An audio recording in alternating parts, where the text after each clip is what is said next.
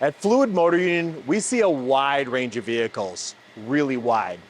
Now, while exotic repair, high-level diagnostics, and high-performance modifications are what got us known, what really pays the bills here are your everyday maintenance items on everyday vehicles. Because of this spectrum, we deal with many different customers from various backgrounds and economic positions. Like this customer that shipped us their car from Kentucky to install a VF Supercharger kit on their Lamborghini. Now, while I might have a shop that caters to these vehicles, I'm a long way off from being able to afford something of this caliber myself, which I'm sure is very much in tune with most of our audience. We all like to ooh and ah at cars we dream about owning and modifying with tens of thousands of dollars in aftermarket parts. But at the highest levels of ownership, there are very important lessons to be learned about how you choose to modify your vehicle that you don't have to be a supercar owner to understand. The build on this car showcases the best pathways to getting the most enjoyment out of your vehicle while simultaneously crafting something that represents your personality, not just what's popular and trendy. OJ Lopez from FMU with an important public service announcement about car builds. A customer came back for round 2 of modifications, and while showing this thing off would be pretty cool, we realized it highlights some important difficulties you or anybody faces embarking on a car build. Before we do that though, if you found your way to this video, then I know you could benefit from hitting that subscribe button. We're making it our mission to not only show you the crazy stuff that comes into our shop, but teach you about what makes them tick, as well as what it's like to own and build this stuff. So if that sounds good, hit the like button and tell us about your build in the comments. Sure, it helps drive the algorithm, but we'll also get a feel for what we should focus on in upcoming videos.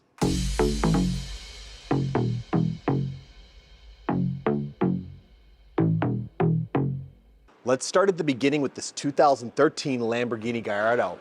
Low mileage, a great spec, 550 horsepower from factory. As I said, an amazing car that most wouldn't say no to if they were offered. The general population would say this is perfect. It's a Lambo. But we're gearheads, and our choice is representative of how we want others to see us. So when the public would be satisfied with the bull badge alone, we gearheads also want to signal that we've got taste. And how do we do that? Mods.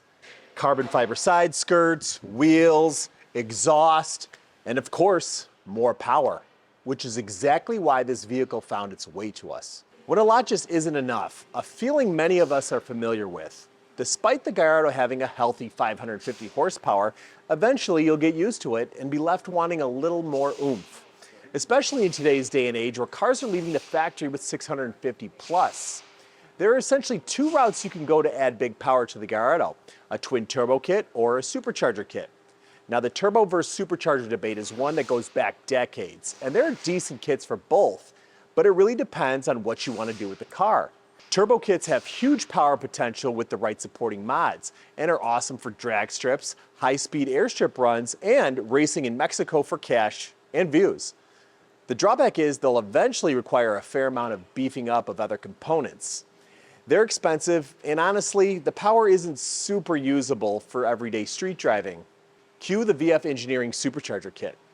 $23,000 buys the kit, and a relatively straightforward installation process nets you a 7-pound boost increase, resulting in 760 horsepower, 0 to 60 in 2.3 seconds, 0 to 100 in 5 seconds, and potentially 9-second quarter-mile times. The best part? Smooth linear power without any boost lag. And that means usable power all the way across the RPM range.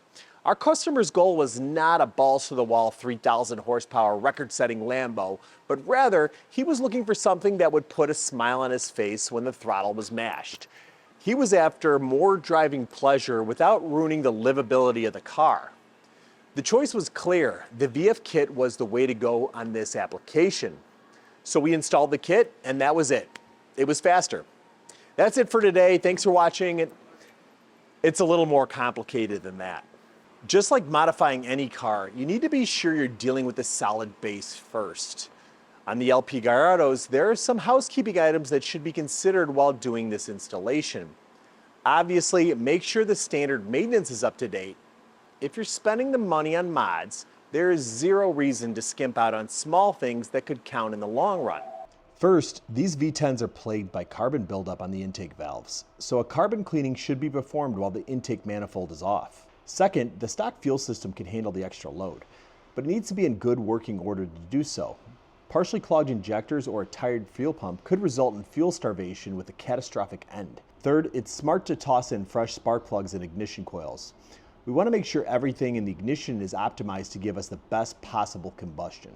Lastly is checking over the clutch. We perform a snap test, and we highly recommend this before pushing the power on your Gallardo platform.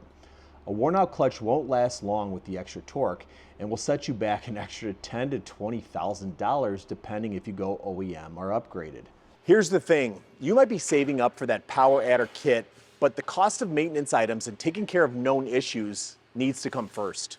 It might sound obvious, but you wouldn't believe how many people don't know about rod bearing wear on BMWs, cylinder heads on AMGs, lifters on SRTs, turbo oil starvation on Audis, and now valve springs on Lambos before they ask us about a tune or an exhaust. You need to either get ahead of these issues before the mods start or set aside additional funds to rapidly handle it if it does pop up. This big build N54 E60 is an unfortunate example. Bigger turbos in every possible bolt-on at 150,000 miles ended up with a spun cylinder 6 rod bearing shortly after we started tuning. Luckily, the owner was prepared and well informed by a shop that cared about the final product. So he was ready and willing to roll the dice. Sometimes boosting it up and seeing what lets go first is an okay path, but that doesn't mean you shouldn't be prepared. We made sure to address the major common issues before the installation, and we're confident that the optimized air, fuel, and spark contributed to the strong power gains and will certainly add to the longevity of the car. All things considered, installation of this kit isn't too bad, but it needs to be done by professionals as there's lots of room for error and great care must be taken in order to make sure everything's done properly. The installation starts with the removal of the factory air boxes and intake manifold. After that, we installed the supercharger mounting bracket, gaskets, blower, and then next was the pulley system, which goes in the backside of the engine just behind the firewall. This part was tricky as there's minimal space to work in, but thankfully VF includes a special tool to help attach the hardware. Once the blower was installed, we moved on to the cooling system. The charge air is cooled via an air-to-water intercooler mounted below the supercharger, so additional radiators must be mounted up front of the car with lines that run to the rear. Coolant flow is provided by a high flow pump which gets mounted in the front. All said and done, the installation takes a little over 20 hours to complete, not including the carbon cleaning and other maintenance. With everything reassembled, we gave it another top to bottom inspection to check for any leaks, loose lines, etc. And no issues were found, so we moved the car onto the dyno and saw an impressive 187 peak horsepower gain with a strong 140 horsepower gain through the entire RPM range. So why is it back? Well, we're at the second round of mods, which include lowering springs. Early Gallardos had factory coilovers, so you can get a bit of a drop just by adjusting the spring height. But if you wanted a good drop, aftermarket replacement springs or entire replacement coilovers were available. But this is an LP, meaning that it had the technical update which coincided with the release of the Audi R8. This meant that there were many parts updated above and beyond the V10 engine. Transmission clutch, headlights, and interior features are some of the changes that marked the LP transition, including moving to a fixed shock assembly. This meant that height adjustments weren't easily possible, but no worry, a set of lowering springs were purchased from Swift, which offered a 1.7-inch drop in the front and a 1.5 in the rear.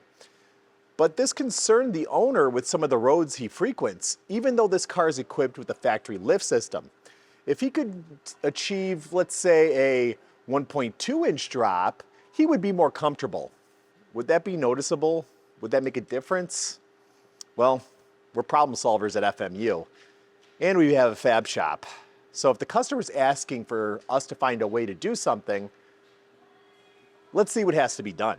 So I got the springs out here, the factory spring and the lowering spring, and on visual inspection, it's not very apparent the difference in height and where that's going to come in at is going to be in the material that the aftermarket spring's made of, how it compresses, allowing for that lowering.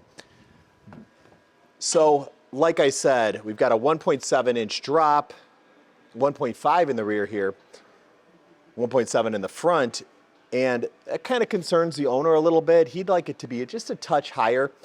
So, because they're fixed shocks, Keller has removed the shocks from the car, and he's got an idea of something that we can do to try to bump this up without, you know, modifying too heavily. So, Keller, you got the shocks out here? A couple of things we could do. At the bottom here, there's a snap ring that adjusts the height of this lower spring seat. If you see here, we could just move that snap ring up one. And we made a spacer to add to the top that goes in between the seat and the mount. So the factory shock, yeah, you can see it here. You already have the spacer in, no spacer here. And what's that doing? That's basically offering more compression, making the spring a little, pushing it. A little stiffer, yeah. Even though it pushes it down, it should raise it up a little bit. And then, I think, yeah, you already did this one, right? So you can actually see the groove. So this is the snap ring groove, right, Keller? Yeah, and if you just move that up to the next height, that combined with the spacer should give him the increase he's looking for. Yeah, another 10 millimeters, I guess, which might seem like a little bit, but you know, we like to accommodate our customers' requests. I think that's a pretty good solution that you figured out there. So, yeah, let's get this thing back together and see how it rides. Okay. So in order to remove the spring from the shock, as you can see, this guy fits inside of here. There's no nut or any sort of area to grab onto to be able to spin this guy off. Lamborghini sells a tool that grabs the shaft here in order to be able to hold while you're trying to remove this. As you can see, we are heating it up in order to get this thing off, but it still doesn't come easy. Now, the tool is basically a device with two sides that clamps the shaft of the shock. Now, the tool itself isn't that expensive. You could find it at a few places if you punch in it online.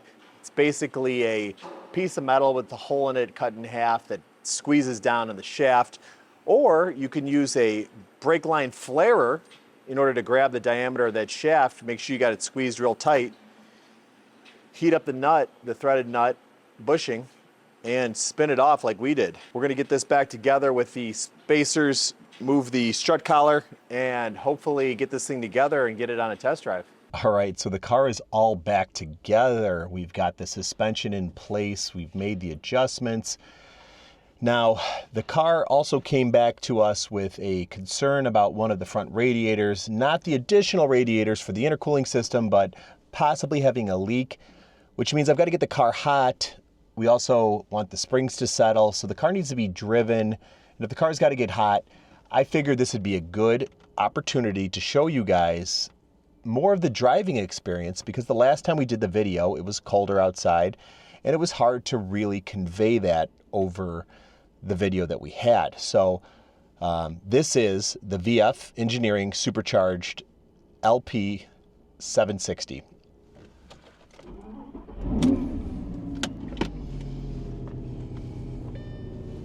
Now, I'm a turbo guy, just to be blunt.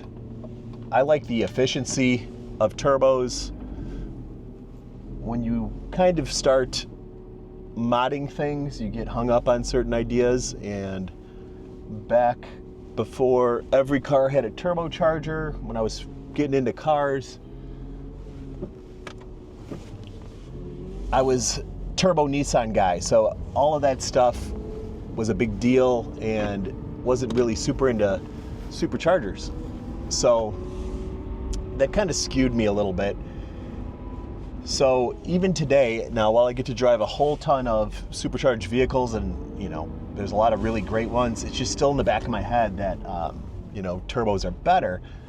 So you think that I'd be partial on this car as well, but driving this thing has kind of changed my opinion.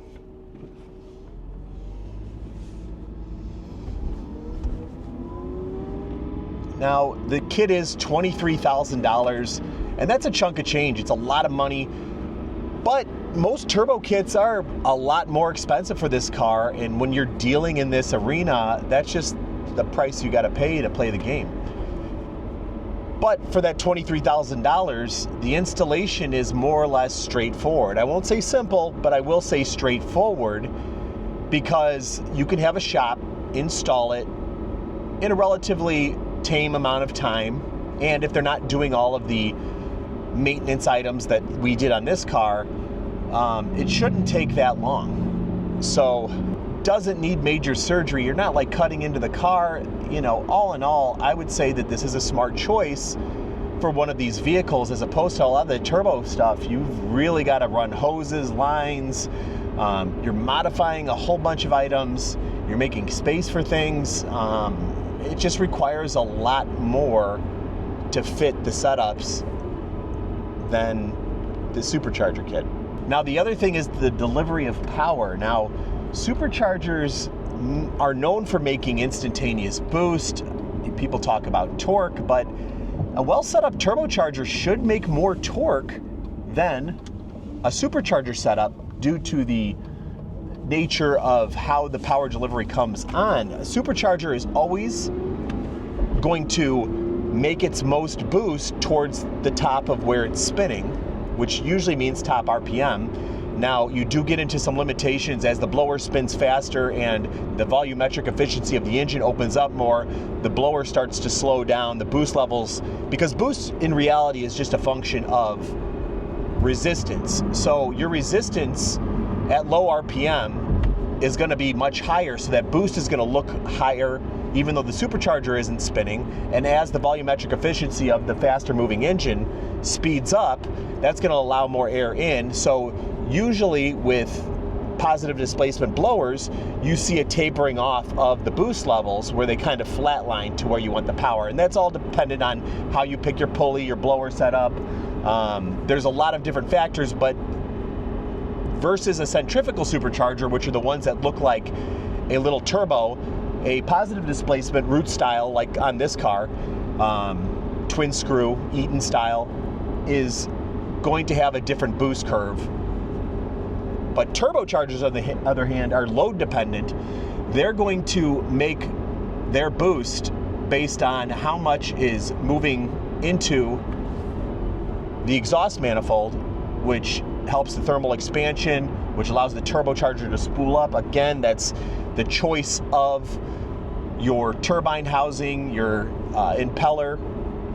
That's going to change, the properties of that. But that being said, a well set up turbocharger, even though you might not make as much torque at 1,000, 2,000, this is where the boost lag comes in, you might end up making a lot more once that comes on at a lower RPM. And those cars then have issues making too much torque at low RPM, which usually ends up breaking engines, bending rods, things along those lines. So this being said, this Supercharger is really well suited for this application. The power band, and I'm going to step into it here. We got the car warmed up.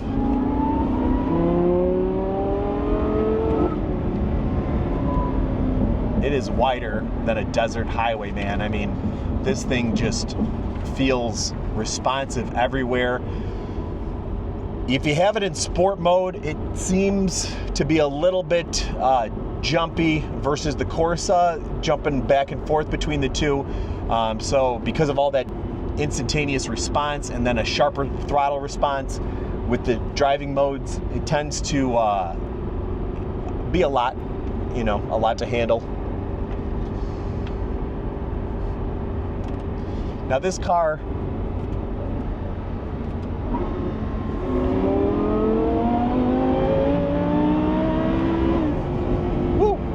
this car begs for you to take it to the track.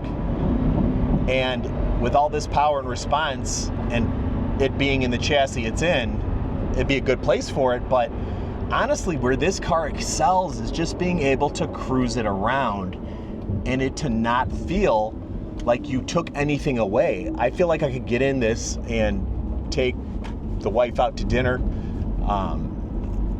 not feel like I have to prepare, warm the thing up, make sure it's set, have the right gas in it.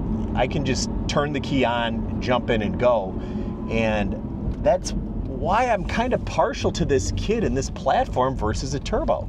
We've dealt with a lot of these turbocharged cars coming through for more or less maintenance items, done a few installs, done some tuning on them, and while they are a ton of fun, you need a runway to really use that power. The higher up in the RPMs you get, the faster it wants to go. And I'm not saying that this isn't very powerful up top, but this just has a nice, broad, flat, torquey range, and it really is the right combo. Gallardos are infamous for their transmission issues, a lot of it having to do with the E-gear. Clutch replacements are notoriously expensive. There are upgrades, but that being said, once you start getting to those higher power levels, depending on how power comes on, it can start beating them up pretty good. Some of the E-gear cars have problems aside from just the clutch, actuators, pumps, things along those lines, things that we fixed here.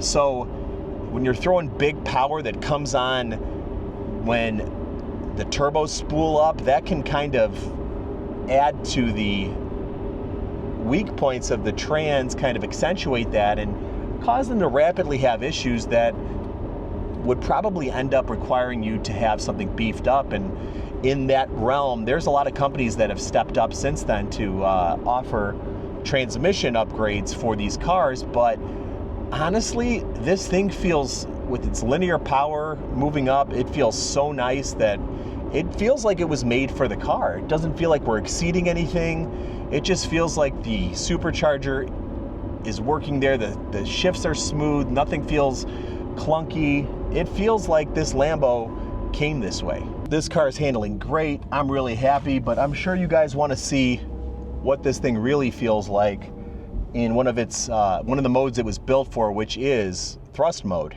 Now, thrust mode's activated by holding down the brake, making sure you're in first gear, letting off the brake, and quickly jumping to the gas.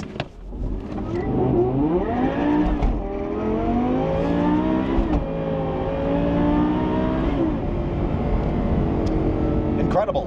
This car really is a beast, but it's a controllable beast. It doesn't feel like it's too much. And there's a big lesson in that, you know, with all of the stuff you see out there, with these cars making insane amounts of power, the temptation, especially if you've got the funds, to follow that or to build with room for that in the future can get you lost, and you could be missing out on a driving experience that is really unique and more tailored to what suits you best. This customer is going to be able to enjoy this car more or less much, much more than if he had something that was temperamental and made power at the top end in extreme situations. I'm proud of the work we did on it, and I'm happy with how this thing feels. And I have to say that if I was gonna build something similar, I'd be hard pressed to go a different route. So impressive, right? It's a 760 horsepower Lambo. Of course it's impressive. Is it 1,500 horsepower turbocharged 8-second quarter mile impressive? No, it's not. Does that mean it's an inferior product? Stop right here. This is where us car guys tend to get it wrong. Being inundated with social media by an algorithm that pushes things that interest you, where the biggest, fastest, and most expensive get the most attention, makes it seem like there's a consensus on what is the best way to mod a car. Thanks to platforms like YouTube, there's so much useful information available that you really can do your homework before you buy. However, you have to remember that just because it's popular doesn't mean it's good information. Influencers like to talk about how much power they've added for the least amount of money, while not talking about the things that didn't film well, or maybe made the people who gave them the free parts look bad. There's a lot that goes on behind the scenes. What does this have to do with this Lambo, and how can it help you modify your daily driver? Well, if you look online, you might be influenced into picking a turbo kit because you can build into the power later on. What if you want to upgrade later, right? Well, as the owner of a mod shop, I can tell you the actual percentage of people who save for mods later on are fractional. The big spenders either do everything at once up front or are forced to do things as weak links become apparent, often resulting in them having to double pay to have things done or removed. And more often than not, these people aren't building cars and keeping them. They pour big bucks into a build and use it for a season, get bored, and dump it at a huge loss. This is the same for any extremely modified car with insane levels of horsepower. Right now, I can find more than a dozen turbo Gallardos for sale for a car that only sold about 8,000 units in North America. Is a surprisingly high number for a single point in time, especially considering it's winter and off-season for that car. My point being, the people who put the money into these cars are probably just like all other car enthusiasts, except with more disposable income. They wanted to make it theirs. They wanted to stand out. Some of these cars even made it to events like the Texas 2K or appeared on 1320, only to be sold for less than was put into it. And the owner moving on to the next big thing. As a shop owner, I sell products to people every single day. And while big ticket builds are good for my bottom line, I don't care for making money over having a satisfied customer who really loves their car and the work and care that we put into it. The experience of dealing with customers chasing the next bright, shiny object has taught me a lesson, and I'm trying to teach everyone who watches this video the same. What are you after? It's okay to be looking for validation with the build you're planning, but that doesn't mean that you have to follow the route that's the fastest and the flashiest. My happiest customers, I've talked out of some big builds. And some of my most challenging customers have been customers who are chasing something they didn't really care to have. If you're not planning on spending every weekend of this racing season with your car, do you really need 1,500 horsepower? Because while it's cool to say that you built it, the time it takes to build it, the effort that goes into driving it, especially a purpose-built car, can turn it into a completely different experience than you intended. You might get a ton more seat time and go to way more events where you meet and interact with people if you just lightly mod your car instead of doing an all-out dedicated build. This Lambo is a great example of just that.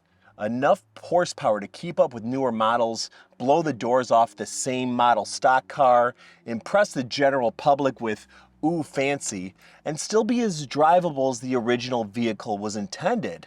Will it impress the late night street race for cash crowd? It depends on who shows up, but probably not. But do you have the time or money for that? If not, why start your build out with advice from that crowd? Well, hopefully you guys learned something today about what goes into these builds and really what you should prepare for. And hopefully you got to enjoy a little bit of what went into this Lambo build. Now you guys remember, we're a growing channel and we could use all the help we could get. So make sure you're hitting like, subscribe for us, and leave a comment if you got time. But I'll see you guys next week.